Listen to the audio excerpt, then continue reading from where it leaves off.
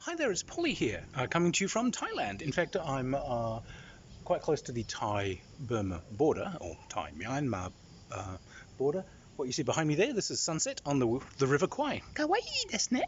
And I've got Mia compadre, Mr. Snoots, and we have been travelling. And while travelling, I've been taking some solo games with me so that we can do some reviews and do some games. So, spectacularly good boxed solo game. Zulus on the Ramparts. Now this is a game of the defence of Rorke's Drift. Seems suitably colonial given where I am. Boxed game, nice solid packaging. Inside this you get a ton of very cool goodies. You get dice, you get counters, you get all kinds of groovy stuff. Now, you also get this board, which is a very good sort of stylized representation of the mission station at Rorke's Drift. There are some options to kind of bring in movie things from our favourite movie, Zulu, like singing Menopala and so on, but more on that later. So, it's a solo game. You are playing the defenders of the station. Now, how this works is the Zulus are generated by the game's AI. Your defenders, you start off with just this cool little map, and you can see there are 4 routes in for Zulu attacks, and there are set defense zones in here. You can see there's a 0, -1, -2, etc. Now, what you do is you have a deck of cards, and these cards are full of cool events and nifty things. You also have a bunch of chits for the Zulus, and you have some dice, and you have some cool standees that represent Zulu impies. Now, 2 of these Zulu attack groups are the horns. One is the head and one is the loins in its traditional way. You randomize and place these down at the different start positions on the periphery of this map. Now what happens is, during the Zulu turn, you're going to take those chits, put them in a cup of some kind and randomize them, and it will have one of those Zulu impy attacks, and it will tell you they either move forward a number of zones, or they may regroup or retreat.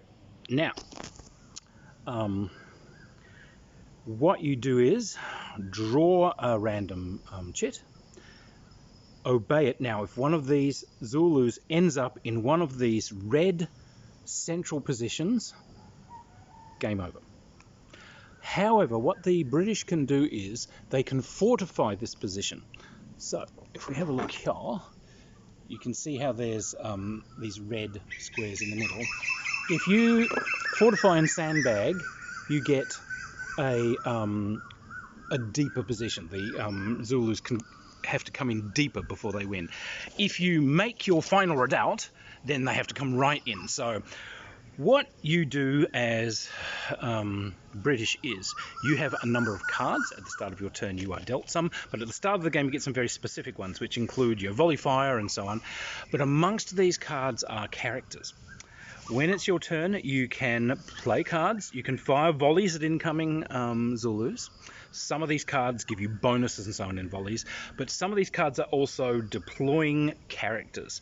These characters you can put on the map. Now, you place these guys on your perimeter. If a Zulu attack strikes one of these characters, even if it's got movement that would make it cross past that character, it has to stop. You can heroic sacrifice that character, it returns to your hand, and the Zulus stop. This character has stopped them at the walls. He's Colour Sergeant Bourne has fought them with bayonets or whatever. Sometimes these guys are now casualties and they go, but you've got other cards that allow you to have Surgeon Reynolds, bring them back, etc, etc. There are cards that you can do to form a reserve platoon, which can be used to deliver very effective volley fire and drive them back. So what's happening essentially is these Zulu units are closing in from the different sides. Now the loins unit, actually, when it moves much faster than the others, because it's more rested, fresher and more aggressive. That's the Zulu tactics. So they don't move as often, but when they do, they move like lightning. And you are using these volleys, and what the volleys do is you're rolling dice. You have a volley card. It'll tell you what you need to score on the dice in order to score hits. These hits will drive the Zulus back, or each Zulu standee has a number of strength counters under it. It will remove strength counters. If all the strength counters go, that Zulu attack group is dead. However, the regroup counters, the Zulus pull back, but they start healing some of that damage, so they can just keep coming back. Buildings can catch fire. This is kind of useful actually, because the buildings, Zulus have to end their turn when they get to a burning building. They can't just cross through it. So it actually, again, it acts as kind of a pretty good stopgap. Ammunition and water. You start the game with no ammunition given out to the British troops, and everyone's short of water. You can use characters to distribute water and ammunition.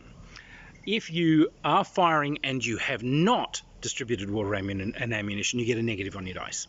So you've got to keep bringing these characters out. You've got to keep replenishing your perimeter. You've got to take some of these characters and get them to organize fortifying the defense, building that inner barricade, building that final redoubt. You've got to take, I'm going to take a couple of good characters, I'm going to put them in charge of a reserve platoon, and I'm going to start building that reserve platoon because I've got a card that allows this amazingly decisive fire to throw them back. So you're planning ahead. It's cards and counters. It is randomized. Eventually the game will end. If the Zulus don't overrun you, either if you do enough casualties to them, the Zulus pull out, or eventually a relief column arrives, and that's kind of like a technical win, but not a goodie. It's not a good one for you. Replay value on this is absolutely excellent.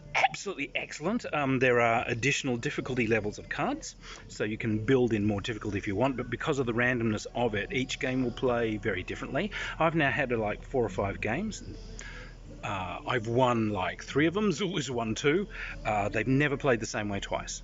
So look, this is a brilliant piece of work. If you want a solo game that's compact, doesn't require much space, it takes about maybe an hour to play. I've pulled this out in airports when I've just been waiting for aircraft. Fantastic, brilliant piece of work, absolutely a must for anyone who wants solo games in their collection. Victory Games, look them up online. They do excellent work, but Zulus on the Ramparts, this is choice. This is really choice. Fantastic piece of work. It's Snoots approved. Little Devil often runs the Zulus for me, and he keeps overrunning me. So anyway, yes, this is your gal on location, somewhere near the Myanmar border, keeping the kawaii in Kauai. And if you like the videos, fantastic. Find me on Patreon, hit subscribe. Anyway, I will keep doing strange things from strange places. Sunset over the river Kauai with, for some reason, a karaoke boat drifting past in the background. Cheers everybody, I'll see you soon.